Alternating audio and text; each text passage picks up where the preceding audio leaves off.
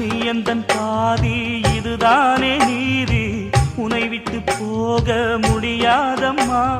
மறைந்தாலும் நான் மறு ஜென்மமே என்றும் தேடி வரும் சொந்தம் இது கண்மணி. அதை தள்ளிவிட நியாயம் என்ன கண்மணி. இது நீ இருக்கும்,